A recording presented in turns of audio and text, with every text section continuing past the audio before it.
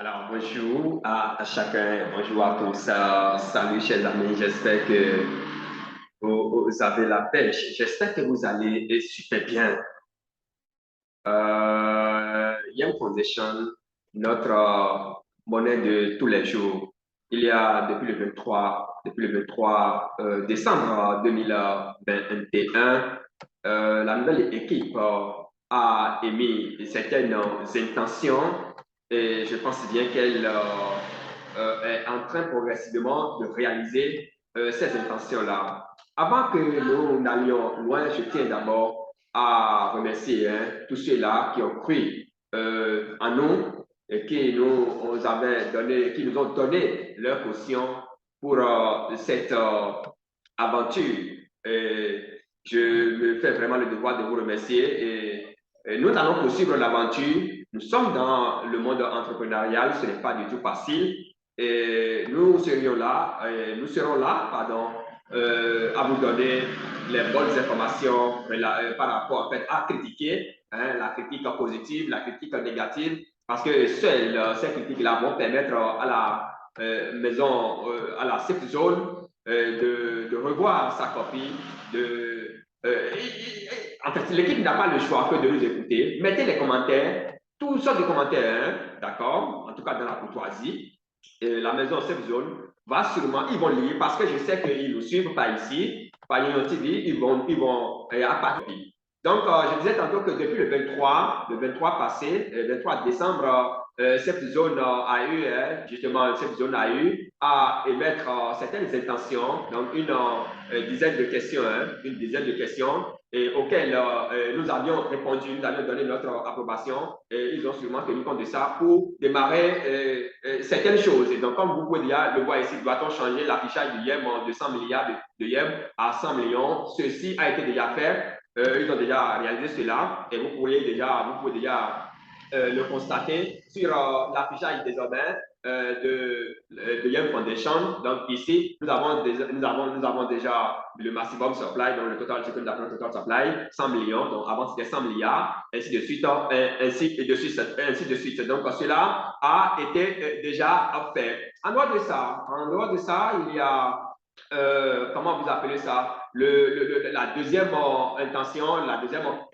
question, le deuxième questionnaire, si vous voulez, c'est doit-on demander au contrôle, doit-on demander le contrôle du portefeuille IM principal à Unicom Net? Voilà, je pense bien que cela aussi, ça a été accepté. Donc, en fait, même s'il y a vraiment de quoi à s'interroger à ce niveau, l'objectif donc de ce tutoriel, ce n'est pas ça. On va y revenir sûrement dans les prochains tutoriels. Devons-nous afficher l'offre actuelle de YEM sans le YEM du portefeuille, c'est déjà fait. Donc, ça fait déjà déjà, chose sur 11. Doit-on déterminer la valeur de YEM par le biais d'un algorithme? Alors, ici, c'est bien fait aussi, mais il y a une grosse interrogation. On doit revenir sur cette question-là parce que le monde cryptographique, c'est prêt. Nous sommes dans l'entrepreneuriat.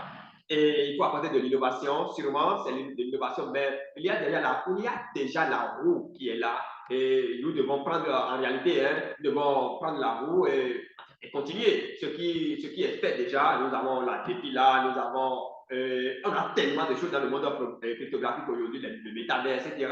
Donc, il n'est plus question aujourd'hui d'aller créer sa propre roue et puis bon, on va voir, nous sommes dans le monde entrepreneurial, mais déjà ici, quand on dit doit-on déterminer la valeur de YEM par le biais d'un algorithme, ça pose une grosse interrogation parce que ici, la blockchain, c'est la rencontre de l'offre et de la demande. Et cela se sent déjà au niveau donc de l'exchange qu'ils ont créé, d'accord, qui a été créé, ils l'ont dit, c'est créé Digital Exchange, mais qui reste en fait, qui n'a rien changé, rien n'a changé à ce niveau-là, rien n'a changé. En fait, c'est la même chose, que c'est le prolongement de tout ça de l'échelle que nous avait présenté, Yemo Exchange. Donc aussi, Yemo doit-il être répertorié sur market cap? Ceci, c'est c'est le grand challenge, le grand défi qui les attend parce qu'on ne liste pas n'importe quelle monnaie sur market cap.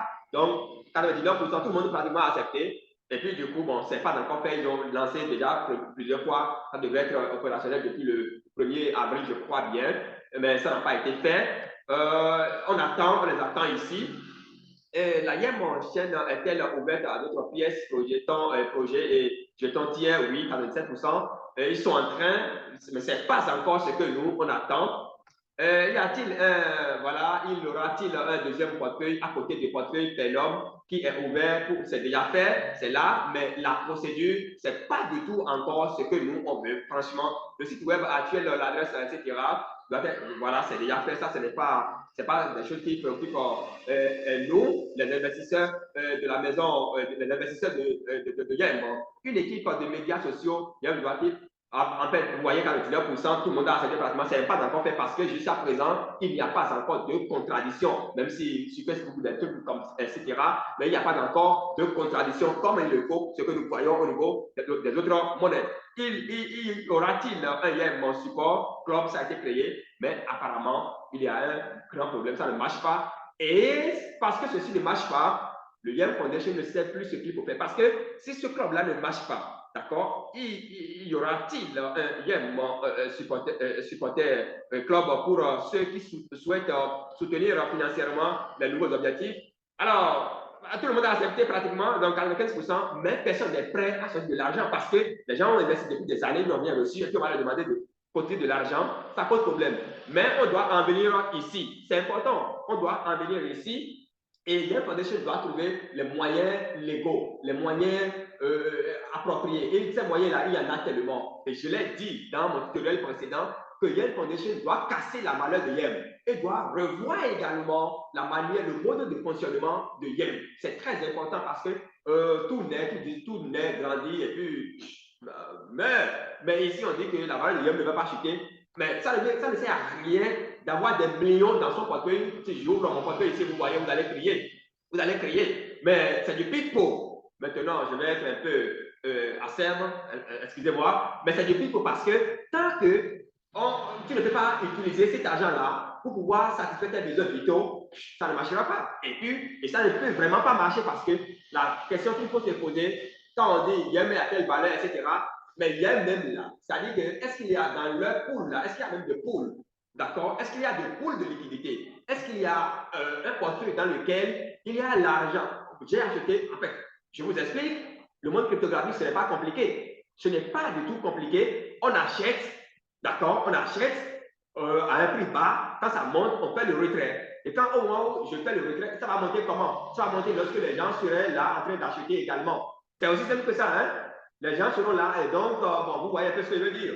Je ne vais pas appeler ce que l'autre Charles de Ponzi a mis en place dans les années 1900, mais à Boston, hein, je ne vais pas. Mais c'est le monde qui est comme ça. J'ai souvent l'habitude de dire, la vie même là, c'est pyramidal. Donc les premiers gagnent, les derniers ils perdent. C'est comme ça n'a pas changé. Je dis bien, les premiers gagnent, les derniers perdent. Ça n'a pas changé. Donc, il faut savoir se positionner tôt. C'est vraiment important. Mon père a fait, pas moi, 6 enfants, d'accord? 6 enfants, 10 enfants, d'accord? Et la terre dont lui, il a hérité, en réalité, en tant qu'Africain, c'est la même terre là que les 10 enfants vont partager. C'est de la pyramide. Et la vie, ça n'a pas changé. Donc, YEM est très mal parti. Vous m'excusez, mais c'est la vérité. YEM est très mal parti. Et moi, je ne sais même pas ce que les responsables de YEM Foundation, c'est-à-dire, moi, je ne sais pas ce qu'ils ont dans la tête. Au lieu de prendre des décisions courageuses, ils sont là à se. C'est-à-dire, est-ce que tous ceux-ci sont des. On va dire que tous ceux-ci, en fait, on va dire qu'ils sont tous des arnaqueurs ou bien non. Mais moi, j'ai du mal à dire que tous ceux-ci-là, ils sont des arnaqueurs. Mais pourquoi ils ne peuvent pas prendre des décisions courageuses? Quelle décision? Casser complètement la valeur de l'IM, ouvrir la cette zone à tout le monde, à tout le public, et procéder de la même manière que nous avions l'habitude de faire. Peut-être ils peuvent lancer, par exemple, un launchpad. Qu'est-ce que je dis là? Ils peuvent lancer, par exemple, un pay launch ou bien une pré-vente. Pourquoi pas? Et ouvrir la voie à tout le monde. Les gens vont venir acheter. Et quand les gens achètent, c'est clair. Quand les gens achètent, on casse complètement le prix. Quand les gens viennent acheter, alors ceux qui vont, bon, c'est de la bonne guerre. Ceux qui vont vite se positionner, ils vont retirer une bonne partie. Ceux qui ne vont pas, ceux qui vont rester là espérer dans le futur, bon, ils vont faire, etc.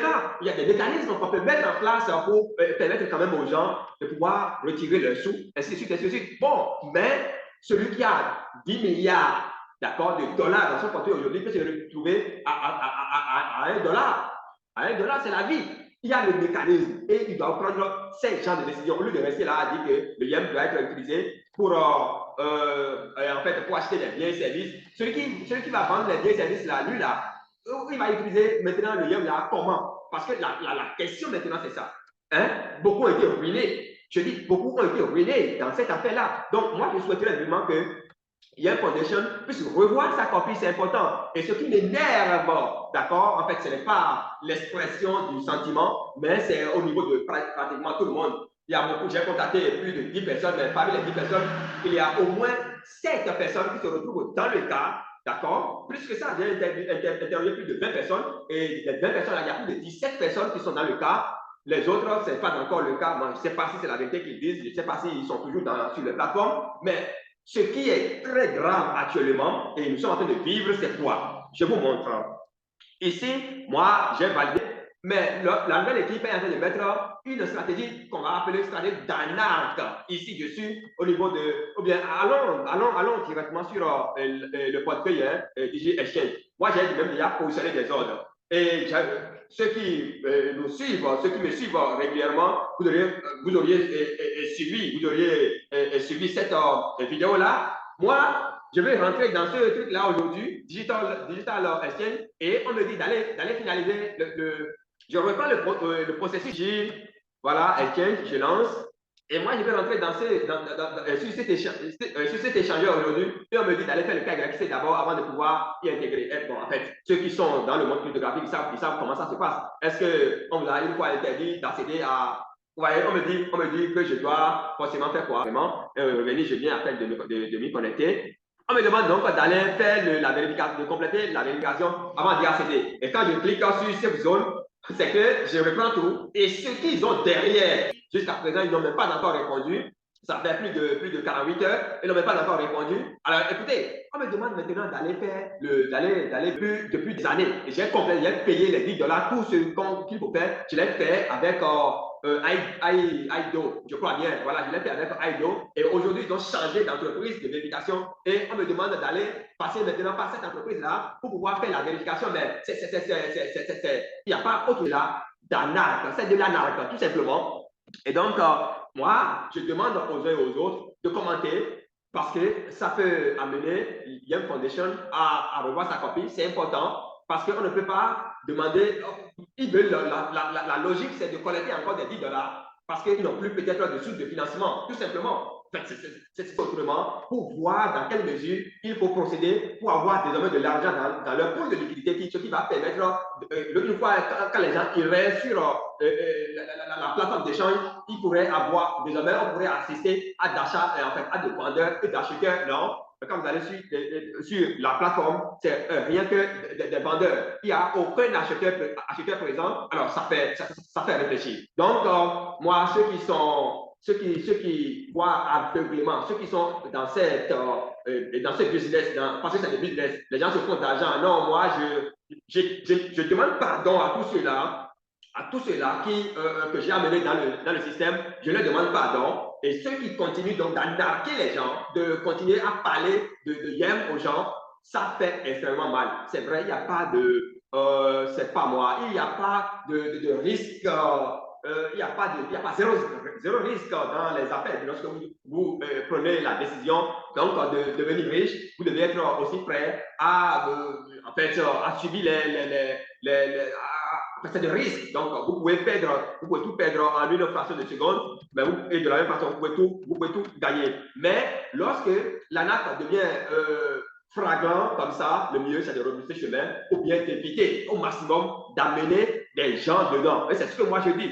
Moi, je ne peux plus amener quelqu'un dans Yem, tout simplement parce que je n'y crois vraiment plus, à moins que cette nouvelle équipe me démontre le contraire. Mais la voie sur laquelle ils sont de l'allure où vont les choses.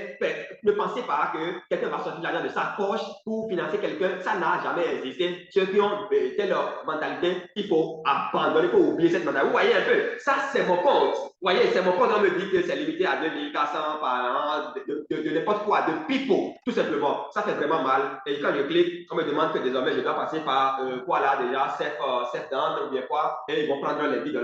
Donc ici, on dit quoi? Je vais traduire ça en français pour que tout le monde voit là. On dit pour un accès illimité, hein, combien de fois je vais faire ce truc là? À tous les services financiers et pour les transactions illimitées dans la safe zone, vous devez passer par un processus KYC au niveau de la banque qui est fourni par, vous voyez, Cefeldant, le principal fournisseur international. Le coût de cette procédure est de $10 et ne peut être remboursé si vous ne réussissez pas l'identification. Vous voyez, mais lorsque vous réussissez, vous recevrez un bonus. Ça veut dire quoi? Qui a besoin de ça? Alors, créditez sur votre portefeuille. Vous voyez, c'est de l'arc pur. Et là, je vous dis que c'est, vous voyez, les gens ne font plus la vérification. Donc, ceux qui vont régulièrement sur la plateforme, ils veulent maintenant les amener encore à vérifier et payer $10. Imaginez $10 fois 2000, fois 2 millions. Parce qu'on dépasse même 2 millions. Imaginez combien ça peut donner. Ils ont arnaqué. Bon, je vais dire ça comme ça parce que c'est ce que ça veut dire, tout simplement. Ça fait mal. Ça fait franchement mal. Donc, quand je clique ici maintenant, on va me demander d'aller payer les $10. Non, non et non. Et c'est ça le motif d'ailleurs de ce tutoriel. Les amis, chers amis, nous avons aujourd'hui le monde cryptographique, nous avons tellement de crypto-monnaies dans lesquelles vous pouvez aller investir. Tellement de crypto-monnaies dans lesquelles vous pouvez investir. Une fois encore, moi, je présente publiquement un pardon sincère à tous ceux que j'ai amenés dans ce réseau hier. Si ça marche, si les choses changent, on va revenir ici. Mais quand vous regardez, ils n'ont pas l'argent, vous ne pouvez pas faire le retrait. C'est-à-dire qu'il n'y a pas ce Jésus qui va descendre et mettre l'argent quelque part où vous allez venir faire le retrait. Ça, c'est impossible. Donc, c'est inutile de continuer à investir dans cette affaire-là. D'ailleurs, c'est inutile, s'il vous plaît. Moi, je demande pardon public à tous ceux qui ont cru en moi et qui sont venus dans ce système-là. Je leur demande vraiment pardon. Donc, chers amis, voilà un peu ce qu'il faut retenir pour le compte de ce tutoriel. Les actualisations, je vais essayer de vendre par P2P de Yem à vos amis. Franchement, jusqu'à ce qu'on ait une idée claire. Si c'est bon, je reviendrai encore ici vous dire que c'est bon. Mais déjà, ceci, c'est que la nouvelle équipe est à coup de sous. Ils n'ont pas l'argent, donc ils ne peuvent plus continuer à financer le projet. C'est de ça qu'il s'agit. Ils ont créé le club pour soutenir, ça n'a pas fonctionné. Et maintenant, la nouvelle stratégie, c'est d'arnaquer les gens, c'est de prendre $10 chez chaque personne. Voilà un peu ce que je tiens à partager avec vous, chers amis. Donc, ça veut dire quoi? Moi, j'avais positionné un ordre pour ceux qui me suivaient. Vous auriez à ceci pour voir l'évolution. Tant que je ne paye pas $10, vous voyez, c'est de l'arnaque. C'est de l'arnaque. Merci beaucoup. C'était votre humble serviteur, Nyon. On garde le contact pour le sommet. À très vite.